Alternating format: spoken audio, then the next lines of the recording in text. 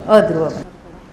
अनादि को ध्रुव कह सकते हैं हम, परंतु अनादि में हम कब से हो रहा है उसकी अपेक्षा है, और ध्रुव में तो होता ही रहेगा उसकी अपेक्षा है। ख्याल में है ना। अनादि किसको अनादि से जो बंध हो रहा है, ज्ञानावरण का कैसा हो रहा है, अनादि से बनता आया है आज तक। और ध्रुव किसको कहेंगे, जो अभव्य जीव है, वो हमेशा बांधने वाला ही है, उसको कहेंगे ध्रुव बंध। और जो भव्य जीव है वो तो क्षपक श्रेणी चढ़ के पार हो जाएगा, या उपशम श्रेणी भी एक बार चढ़ के उतरेगा, तो उसको कहेंगे अध्रुव। समय दृष्टि हुआ है तो वो तो नियम से मोक्ष जाने वाला है, बंध का अभाव करने वाला है, तो उसका बंध हमेशा के लिए रहने वाला नहीं है, उसको कहेंगे अध्रुव बंध।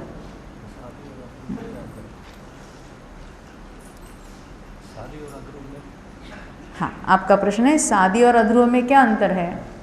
तो सादी का अर्थ है उसको शुरुआत है, एक बार हो रहा था, अभी बीच में नहीं हो रहा, रुक गया, अब फिर दोबारा हो रहा, तो उसको हम सादी कहेंगे, क्योंकि उसको बिगिनिंग है, स्टार्टिंग है। जो सादी है वो अध्रुव भी रहेगा, हाँ, परंतु सादी है वही अध्रुव नहीं कहेंगे। अध्रुव क्यों, क्योंकि वो तो निरंतर नहीं है, इसलिए उसका नाम है अध्रुव। परंतु जो सादी है ना, पहले नहीं था, हो रहा है, बीच में गैप हो गई थे, यानी वो नियम से अभी नष्ट होने वाला ही है, इसलिए उसी को हम अध्रुव कहेंगे। देखो हम यहाँ हम देखेंगे उसका अधिक जो एक्सप्लेनेशन देखेंगे। देखो तीर्थंकर प्रकृति के बंध की बात करते हैं थोड़ा, जो हमें मालूम है। तीर्थंकर प्रकृति बंध की बात देखते हैं। तीर्थंकर प्रकृति का बंध कौन से गुणस्थान से कौन से गुणस्थान तक होता है? चौथे से लेकर 8वें तक होता है। तो क्या तीर्थंकर प्रकृति का बंध अनादि से है? नहीं है। तो कैसा है, उसको क्या कहेंगे? सादी है। कहाँ तक है? 8वें गुणस्थान तक है। बाद में क्या होगा? श्रेणी चढ़ेगा तो बंध रुक जाएगा, बंध मिट जाएगा, तो उसको क्या कहेंगे? ध्रुव कहेंगे क्या अध्रुव कहेंगे? हाँ, मिट जाएगा तो अध्रुव कहेंगे। वैसे वो निरंतर बंधी प्रकृति है। कब तक? जब तक उसकी विच्छित्ति नहीं होती तब तक। फिर से सुनना, विच्छित्ति का अर्थ क्या है? देखो कुछ प्रकृतियाँ विशिष्ट गुणस्थान तक ही बनती है, उस गुणस्थान तक उनका बंध है, ऊपर के गुणस्थानों में बंध नहीं है, तो उसको कहेंगे उस गुणस्थान में उसके बंध की विच्छित्ति हुई। जैसे मिथ्यात्व कर्म कब बनता है, कौन से गुणस्थान में बनता है?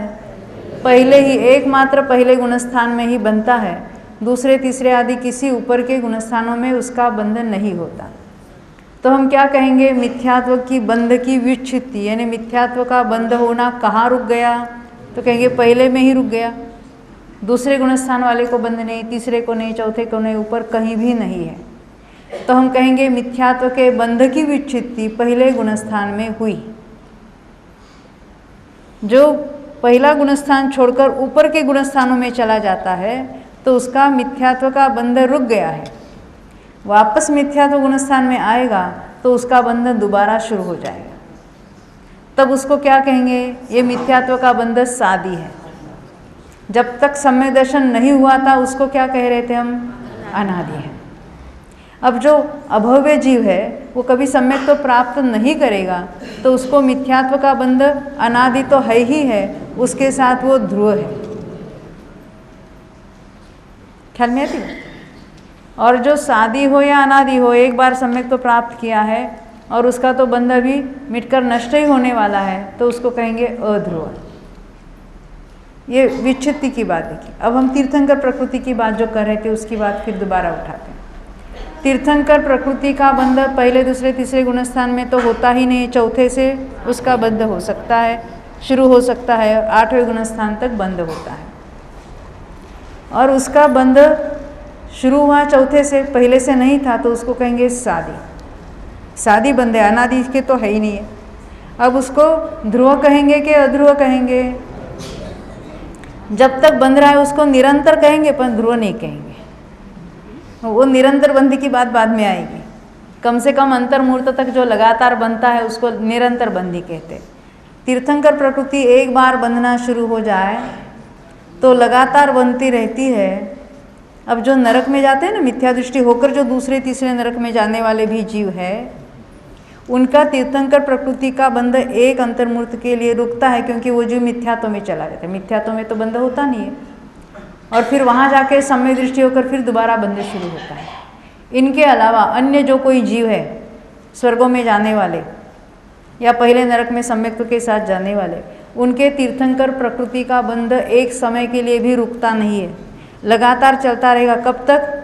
8वें गुणस्थान तक। बाद में क्षपक श्रेणी चढ़कर मोक्ष भी चले जाएंगे। तो ये जब से बंधना शुरू हुआ तब से 8वें गुणस्थान तक लगातार बांधेंगे। मनुष्य में है तब भी, स्वर्ग में गए वहाँ भी, सागरों तक, और फिर वापस आएंगे माँ के पेट में भी, और फिर जब मुनि होकर 8वें गुणस्थान तक पहुँचेंगे तब तक उसका बंध हर समय चल रहा है। तब उसको हम कहेंगे ये निरंतर बंध रहा है, तब तक निरंतर बंध है। फिर भी बाद में उसका बंध रुकने वाला है तो अध्रुव कहेंगे उसको।